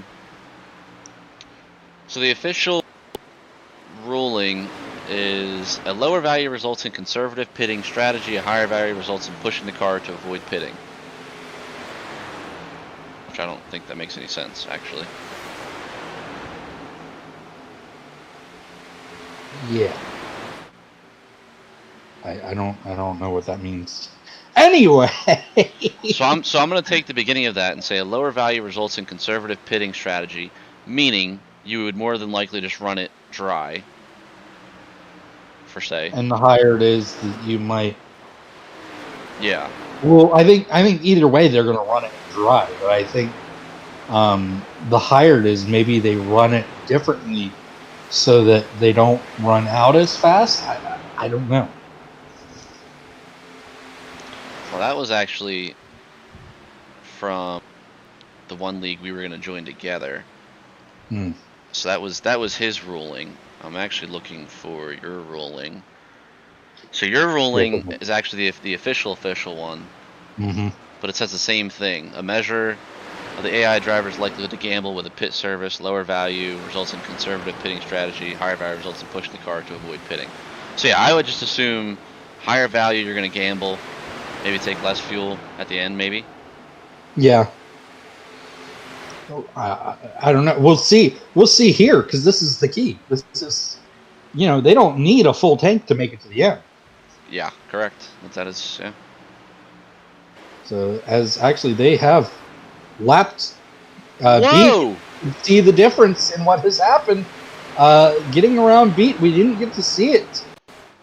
Maybe we can go back and see it. Yeah. So it actually looks like it happened probably going through 3 and 4, I would think. We'll speed it Bobby up a just little doesn't. bit. Yeah, Bobby just doesn't get a run through there, and Leroy Jenkins looks to the outside, uses Beat as a pick. Oh, incredible move by Leroy Jenkins. Bobby actually got a little loose on entry. And actually, I was wrong because Leroy Jenkins was the one being picked by Beat, but then Beat goes to the top line, which uses, again, Bobby as the pick. So it's just, And I'm surprised Nadu and Harvick didn't close in as Bobby got held up even more. Tell me he made this pass in the absolute outside. Oh, that would have been awesome. That would have been awesome. But this is going to be huge because we're getting a lot closer to pit stops now. Yeah, they're on lap 53. And look at how quickly the Bobby got right back to him. As we're looking at the first time where they're possibly going to pass 2 people, and Bobby certainly getting a little bit better there. Fastest car on the track right now, 2:08, and I think the next closest, as they just crossed the line again, was like a 2:04, I think it was. Well, that is one pissed off Virginia. Yeah, 2:60 right there, and nobody. Oh well, Nadu was a 2:08. Nobody other than that, nobody was in the 2s. Harv was a 3:1, and then Leroy a 3:5. So. And what's going to be interesting here is because they're catching. Oh, they're going to battle. They're going to be double file. Oh no! And they're literally going to pit here in the next, I would say, lap or two. Lap 55 now this stint. But like I said, obviously 1 or 2 or 3 caution laps after, so about 52. But the window's open at this point. This is really interesting. As actually Leroy gets through there pretty well. Bobby did not get off that corner well.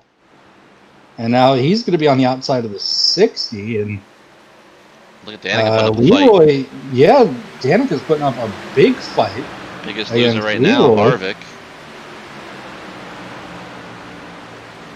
And who does Danica with that big fight end up helping out? Her teammate.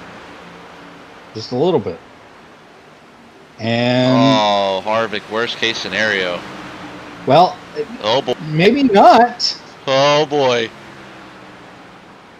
Leroy might be coming in. I think he's coming in. I think that's the decision. I just said it. It might not be the worst case scenario because Bobby Labonte's getting to pit road too, and look at them getting into pit road side by side. We see varying strategy. Woo! Sorry if I just blew your eardrums out, but I am excited. Absolutely, and I think we have every right to be. That was an incredible moment. I had said, I think Harvick's going to be able to do this well.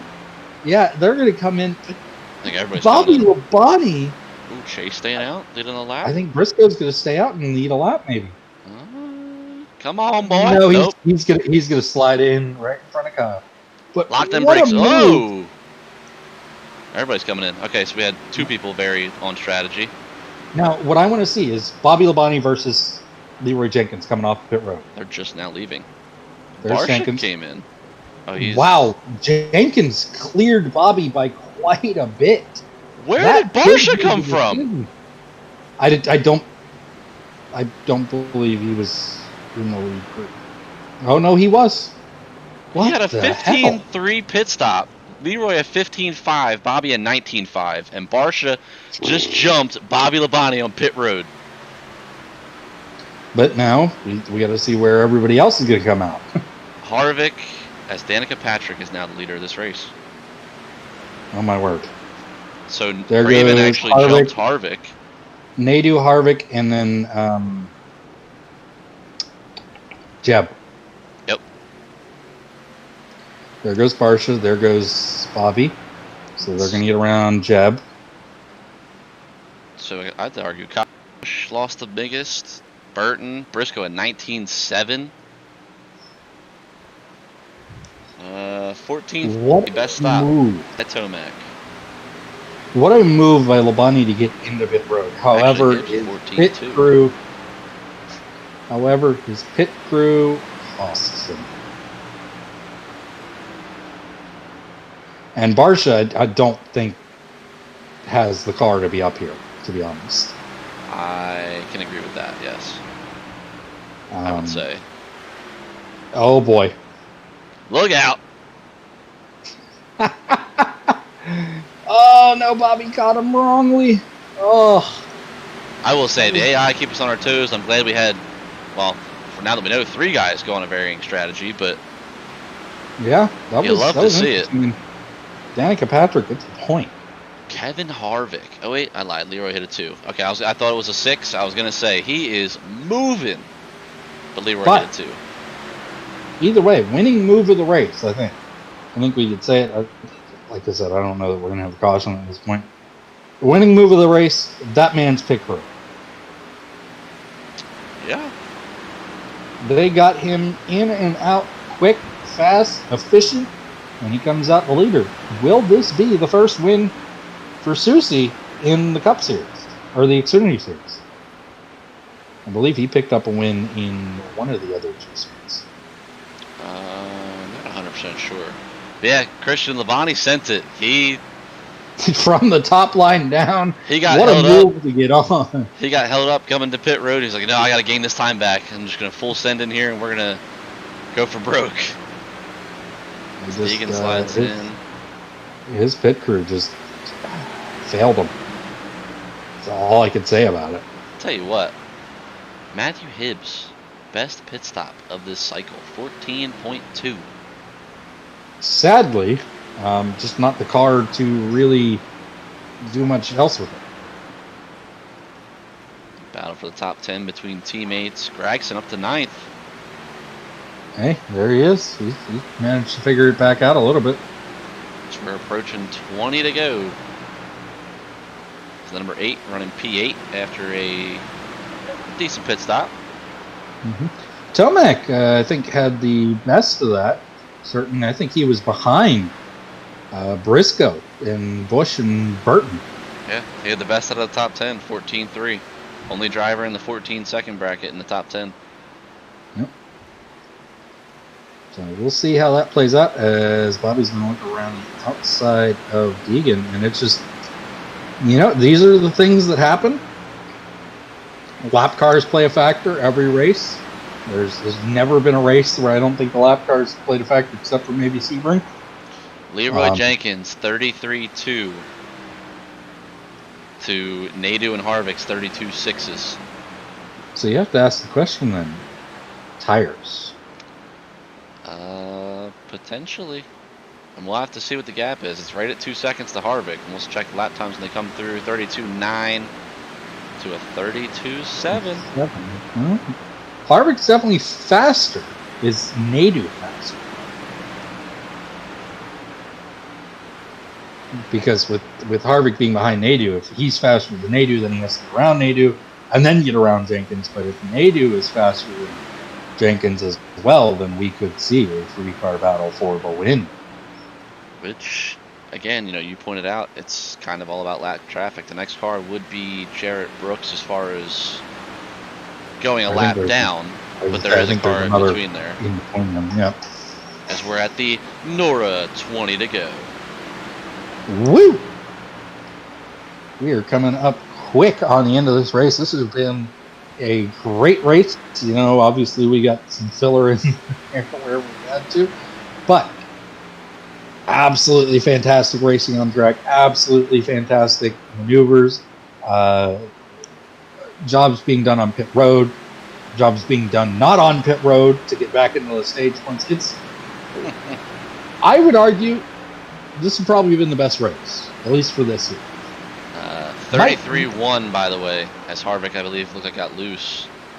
But to Harvick's 32.9, obviously he just gave all the ground back. But they have closed the gap from 2 seconds to 1.4. They're closing. I don't know that they have enough time, but we'll see. Certainly with a lap car in there, they could. And this gap, I think the gap between Jeb and Bobby's closing a bit more than the gap between Bobby and Barsha. I don't actually know who this lapper is that they're coming to lap. I can't seem to put my... Oh, apparently there isn't one. Okay. Well, never mind. I was going to say there's definitely a car behind Garrett Brooks there. So before they get to Brooks, they would get to another car. So we're going to go on board. A little bit of the drone camera work, working off the back of the cars. It's one of the fastest drones you've ever seen. So, once again, Leroy 33.377 to Nadu's 288 and to Harvick's 239. The gap is now 1 to Nadu. Well, if they keep that closing, they will catch it. So, kind of going to do like a little crank it up somewhat. I want to listen to the throttle input, because I mentioned earlier the different aggression between Harvick and Nadu.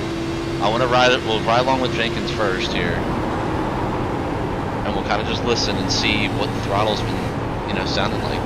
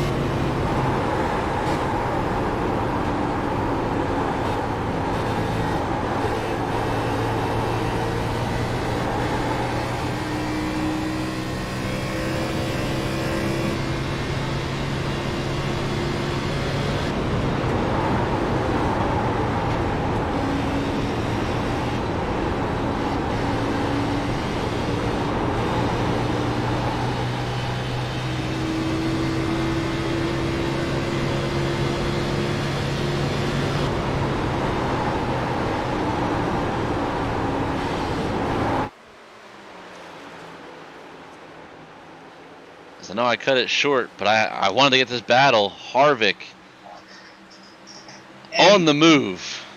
But it is going to hurt them in the grounds of trying to catch Jenkins. So that time, Harvick, which obviously this lap will be the one that hurts, but Leroy a 7:45, Harvick 7:01 as we see, Nadu a 9:68. And it definitely was going to hurt that lap too, because they were side by side all the way through 3 and 4 as well. Right. So, from what I could tell, Harvick obviously the most aggressive from what I could tell. I would argue also kind of maybe a little bit of a looser race car. Seemed like he could be more aggressive, and then I would argue Nadu obviously, and then Leroy. But we are completely wrong, by the way, because Jenkins is 7:81, and you see Harvick's time right there. Oh yeah, and I think it was because the pass was made basically before they got to turn 1. It was almost done at that point, and I think it wouldn't hurt Harvick as much on that last lap.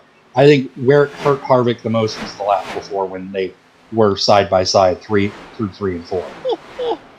He gonna get there. It's gonna be a good finish, folks. Absolutely, and you saw it just a little bit off in the distance. There's that lap car we mentioned, and it's gonna play a factor. Jenkins 8:51 to Harvick 6:92. And who'd have thunk it? It's Jeffrey Earnhardt. Who'd have thunk it out of the 2 guys who've been lapped the most? Exactly. Out of the 2 guys who've been lapped the most today, it's Jeffrey Earnhardt. And Pastrana isn't out of the clear because he's one of the slower cars. Oh, absolutely. Harvick, a 9:02 and a 6:95. I'm assuming Harvick with the 695 since Jenkins ran that 902. Yeah, this man is coming quick. Mm-hmm. Well, and I think if he gets there, seeing how he passed Nadu, I think he'll clear him. I think today he gets both of his nicknames, because certainly right now he is. Well, where did he come from? Ah, yep. Right now, he just hit the jackpot. He had a 777. And this is going to hurt Leroy going down into the corner side by side. And here's Harvick. And, Jeffrey's going to actually not hurt him as much as I thought it would. Yeah, he didn't check up too bad. As you look kind of at the top of the screen, Jeb's kind of evened out with Bobby. But even with that, Leroy 34.0, Harvick 33.8. Oh, where did he come from? This man. You know, I almost wonder if your question is actually true. Whether or not that they took 4 tires, or maybe they took 2 or something. Yeah. Because I was questioning it on the grounds of, it seemed like their lap times were a lot slower than when they had fresher tires. Right from the get-go. Yeah, because even now, if they did say just rights for both of them, Leroy only had 1 extra lap, which I wouldn't even count that because you're just getting to speed. And Harvick's there. This question of if Harvick will catch him is over. It's a yes. He has caught him. Now, what will he do with it? Well, you got to know who's chomping at the bit. Yeah, and what's funny, the guy that's running in third, who is chomping at the bit, is teammates to the guy that's running in first. I don't think you can hold him off, because even with him catching him and kind of slowing his run a little bit, still a tenth faster. And they have just left Nadu. It's all about the type of runs Harvick gets. He's got to do this perfectly, and this might be setting up for it. You got to get that little bit of a run off the corner. He's got to get underneath him, because as we've seen, they don't move off that bottom line, that singular line. So Harvick's got to figure out a way to get that car in and turn down to get under Jenkins coming off of the corner. I think he's getting aero tight. And he very well might be. Just kind of listening to his throttle and kind of seeing the line he's running now, I think he's getting aero tight. But I called it earlier. I don't think Pastrana's out of the clear for being lapped again, and here he comes. We're coming to 4 to go. And he definitely, I think, got aero tight there. as the world's fastest drone manages to hold steady just behind Kevin Harvick. And now it somehow magically moves back to behind Nadu. We got the world's fastest drones behind everybody. Oh, boys, don't count me out yet. Yeah, he could come. He's got time. Maybe.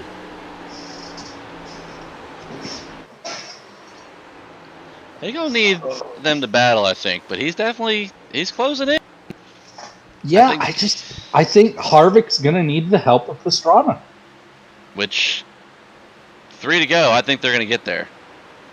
And wouldn't it be ironic if the way that Leroy gained the lead is the way he loses the race? I could see Susie now.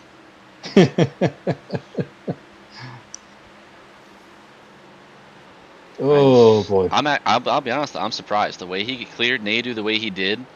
I'm surprised he was not able to get at least to his left rear quarter. Yeah, it's been interesting, and I don't know if it's maybe, and certainly it's the whole adage. We say it all the time because catching them is one thing, passing them is another, and the AI really proved that because it's so hard for them to pass. But you said it's not out of the woods, and there's that orange Toyota. So a couple laps ago he lost 2/10, and running him back down he was already a 10th faster. Here might be the moment. Leroy is not going to get the run off of that corner. Harvick gets the run off the corner. He's looking to the inside. We're at the white flag. That's all she wrote. He's going to have to check up. He is going to have to check up. That's going to be probably it. We'll see if he's going to have one last gas attempt to try to get to him. Certainly the lap car played a little bit of a factor, but it just wasn't enough for Harvick, as they're going to come through 3 and 4 as Leroy Jenkins leads Kevin Harvick to the start-finish line. Leroy Jenkins is your winner here today. I think you said it a little bit earlier in that run, and I'll say it if you didn't. Best race to date. I did. I thought it was best race to date, and I still do.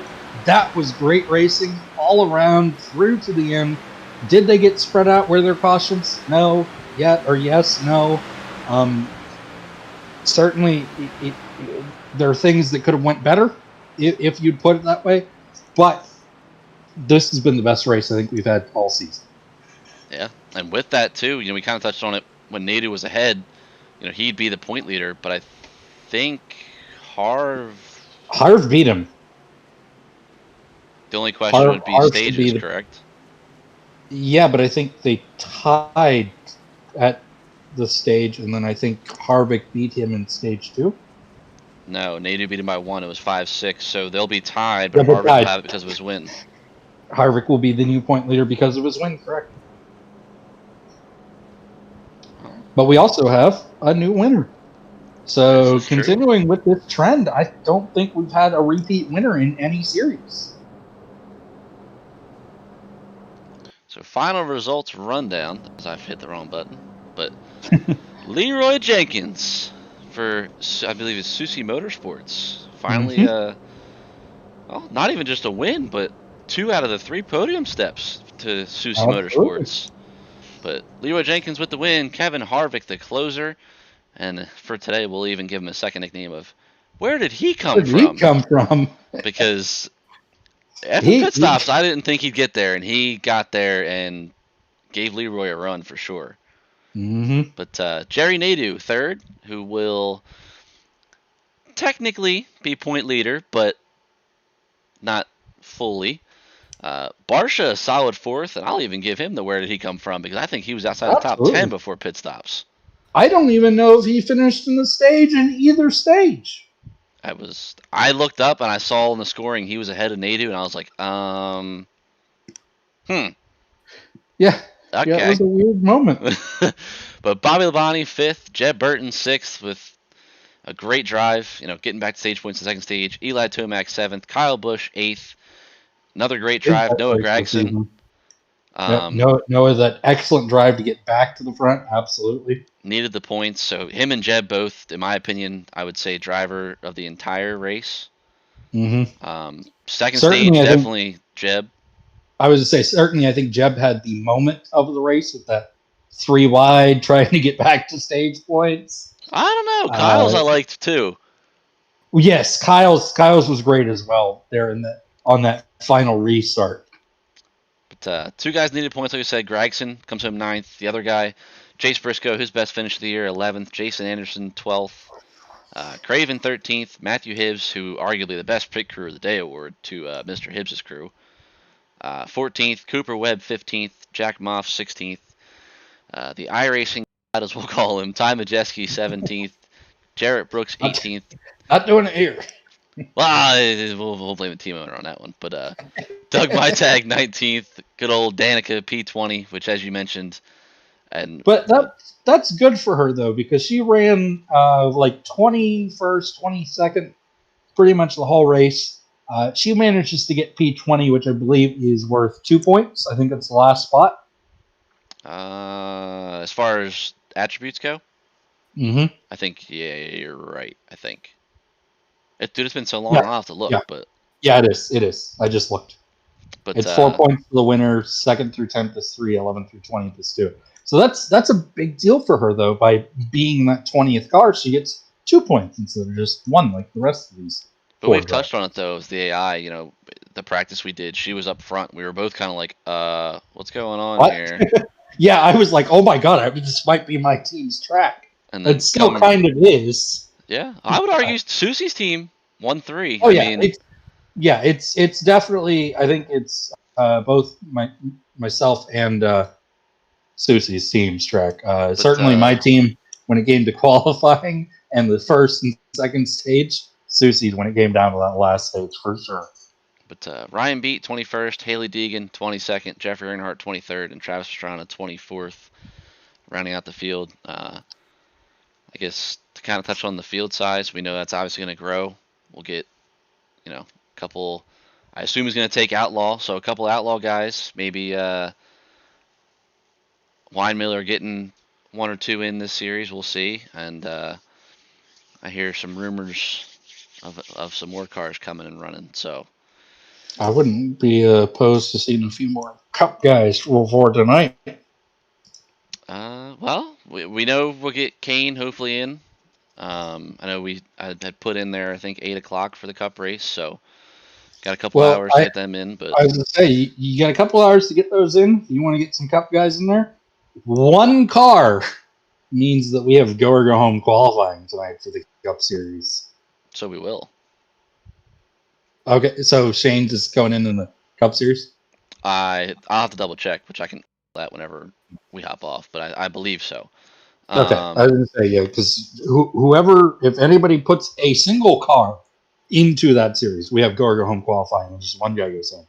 But if we get more than that, more cars go home, so it's great. 4-car team maximum limit. So, yeah, Christian even said it pretty well, actually. He goes, closer, actually being true to his name in a sim series, ... Ironic. I mean, there you go. Yeah, Christian, again, if you need more, I can open a Cup team. That would be interesting. I was going to say, I don't say that we need more, but certainly I say we want more. The only thing I would say, maybe not for tonight, since we're kind of somewhat rushing, just so as far as like the attributes and stuff are concerned. If he could get it in within a little bit, I say we're okay with it. Blade said I'll build a team too for Cup. So, well, Blade, you kind of know how the attributes work. So I mean, if you're down to get that filled out correctly, with the cap and whatnot and stuff, I'll get them in before the race. Christian, I don't think you have any teams, so if you kind of message me or something, I can walk you through the attributes thing, because each series has a cap. So I think Xfinity was what did I say, Nick? 350, I think. Let me double check. It should be in the rules. I think Xfinity is 350, and I think Cup is 400. Yep. So GT4 and Truck Series are both 300. Xfinity is 350, and the Cup Series is 400. Yeah. I mentioned the other two because if you want to open up teams for those as well, guys, I think Blade already has a truck team. Yes. Yeah, he's got both the Earnhardts, I think. Correct. So he's already got that. If he wants more trucks, then albeit. But yeah, if you want to open up those, there's points for that. They'll be back. I think they should be back for our next week. Yes, because it would be Vegas. Kentucky. Kentucky. Well, yeah. We don't have Vegas. For those that might be saying, why is it Kentucky, not Vegas? We don't have Vegas on the sim for the AI. But that's kind of the key there. So yeah, Chris, we picked Kentucky because it's similar. Once we jump off, Chris, I'll message you. I know you obviously know what's going on with my grandfather and stuff, so we're going somewhere for dinner to kind of get out and whatever. So I won't be around that time, but until then, I'll obviously be around. I can help you out. But well, wrap it up, Nick. Final thoughts. I mean, I know we had said it's probably the best race we've had all year so far. With that though, I'm looking forward to the Cup race tonight. Longer race, obviously. Big story. A lot of, which I'll kind of spoil it for Christian so he can kind of plan his team out, I guess. A lot of 100s. Oh yeah. A lot of different aggression ratings. A lot of smoothness rating. Differential. I guess final thoughts on this one, and then kind of, I guess, what you expect for tonight. Yeah, final thoughts for tonight. Definitely, just an incredible race all around from all the drivers involved. Like I said, we both said, best race so far. Hopefully, this carries over to tonight. It's really fun doing these. I love doing these. Yeah, just an incredible job by Susie's Motorsports. That team did a great job putting those cars together. Doing a great job with the race setup. Incredible job by my boys at Nightmare putting together some great qualifying cars and cars capable of winning stages. Absolutely Harvick living up to his name. Everything about this race was just absolutely fantastic to me. I don't think there was a thing that missed a beat, really. And there's no torn up race cars. Sure, there's no cautions, there's no wrecks or anything. But as a team owner, you don't want torn up race cars. That costs you money. Yeah, I mean, we've touched on it. Every race. It's not real racing. It's AI. Some guys aren't into this kind of stuff. It is what it is. We get it, but at the same time, like I said, it's a league as a whole. Something we can all do just for fun. Kind of use it to talk smack, like, oh, my driver beat your driver, like that kind of thing. Like, there's no entry fee. There's no nothing. And for instance, the guys that don't have anything to do tonight, you all you're going to be doing, you're going to come home from work or whatever it might be, or you're already home. You don't have anything to do. While we're down here in this booth broadcasting this race, you guys can be in this Discord in the Cup Series race chat, just watching the race together as a group and just jawing, giving some trash talk the whole race and just having fun with it. Yeah, and I think that's one of the awesome things that we have with this series, and it's great that we just kind of get to sit back and watch our guys for a little bit sometimes. Yeah, I mean that's each channel has its own, like you said, its own voice chat. So if you're not in the booth per se, you want to hop in there, you guys hop in, talk, watch the race. Like I said, it's nothing. It's basically bragging rights. You can kind of build the best fantasy team. It really is what it would be. And just have fun with it. It's just trying to have fun. Something as a league we can do. Sounds kind of corny, I guess, saying it, but something we can do together. Kind of build relationships and just, like you said, just have fun with it. And I would say it's been a success. We got like Christian was watching all race. Shane sent me a picture watching. He's putting, people in. Blade's watching. I know Susie normally watches. So I mean, it's doing exactly what it was intended to, as far as just be for fun, give us something to do, just like today. We're off tonight because we're not doing Xfinity this year. Hey, let's knock out the next two races. Xfinity right now, Cup later. Boom. I know once we get back to GT4, I know we did that originally on Sunday nights. It's all fun. We're obviously learning, but like I said too, as a league as a whole, as far as relationships with everybody and getting another thing for us to do, being in the booth, me and you. I'd never been in the booth before. Never changed cameras. Never done tickers. Never anything. And here we are now using this as kind of a stepping stone to broadcast our actual league races. Yeah, and it's been absolutely fantastic. It's been great. I love it. The cap for Cup is 400. Yeah, cap for Cup is 400. The lowest series are 3, Xfinity is 350, and then Cup is 4. Which really, you can Cup. I'll probably change it up for next year, because Cup you can basically just about max out almost everything. Yeah, and I think it makes it so that our schedule can't be maybe as long as we'd like. I think we were discussing a couple different ways to not only lower that and make it more exciting for longer, or more profitable to do it longer, essentially, but also so that we could do the season longer, essentially. Yeah, Chris. Like I said, we're using this mainly, obviously, like we said, just for fun, kind of booth time, just to get everybody kind of some chemistry, like myself and Nick, because I know we're going to do some Cup races, like we had said earlier. If you want to jump in, more than welcome.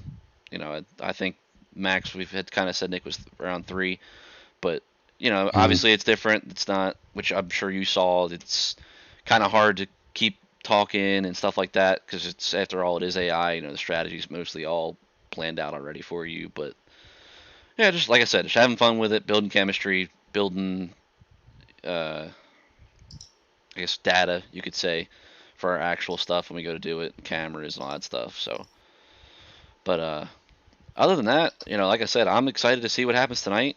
Get a full field and have some go home. I know it'll be interesting, because I would say nobody's safe, for sure. I would agree with that statement. But because I believe we had said nobody's safe until like the third or fourth race. I think it varies by series. Yeah, I think so. Because each series is shorter than the next, essentially. Yeah, but yeah, I know. So yeah, we'll have a full field tonight. I'm pretty sure, because I'm sure Blade's probably doing his right now. We already have a full field. I'll tell you that right now. It'll be fun though. I know, like I said, a longer race tonight. But Blade, if you still want, I know I'm sure you had said you're kind of just gonna hang out and then pop in whenever you can. But booth doors open for you tonight if you want.